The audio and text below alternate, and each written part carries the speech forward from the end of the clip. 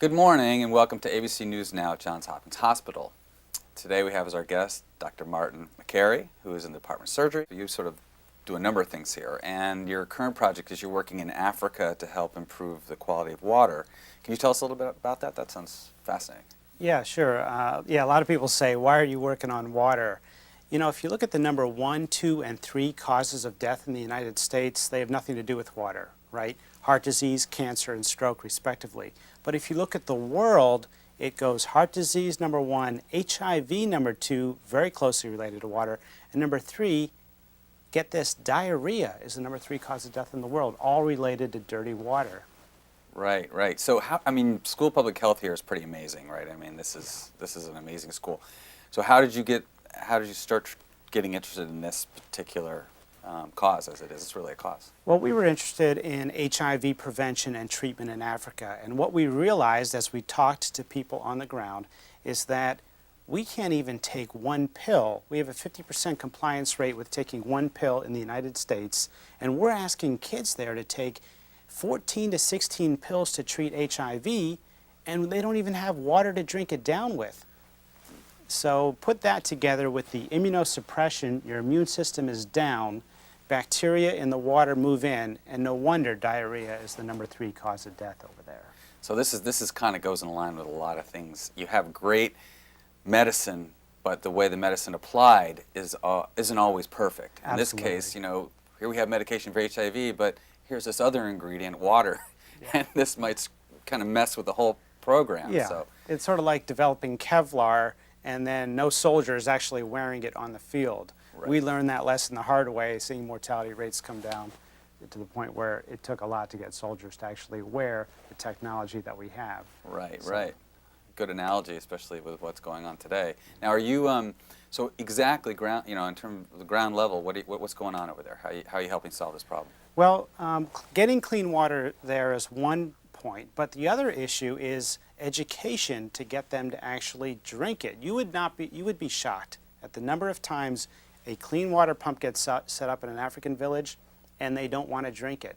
They like the dirty water. We call it dirty, but to them it may have some kind of flavor, and there may be a tradition to go to the river. It may be a social part of the society where the women actually take that on average 5-mile walk each day down to the river, and there's social aspects of the culture going on there.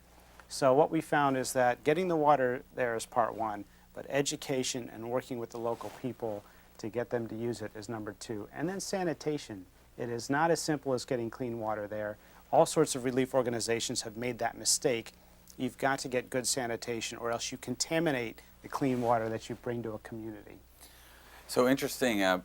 Backing up, you know, you have a clean water pump. That'll, even with contamination, that will clean out contamination, though, right? I mean, so that is an issue. But still, obviously, you've got to talk about hygiene because it's getting in, and they're not always using the pump. So there's that issue too. Let's talk about the pump a little. What exactly is this? Is it expensive? Is it hard to use?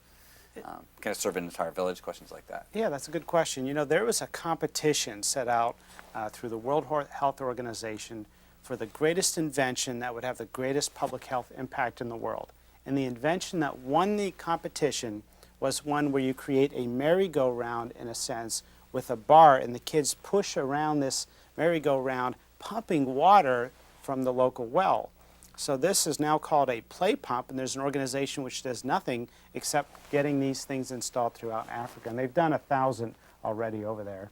It's a great idea. It's called a play pump. Yeah, this is fascinating. So this is like that old ride.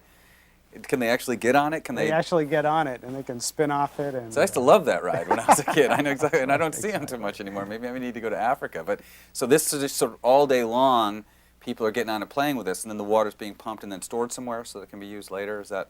It's actually being pumped on demand, but the storage is the part where the education comes in and the sanitation comes in, because they can store it, but right now it's considered a local supply of water that addresses an immediate need, an immediate thirst, if you will.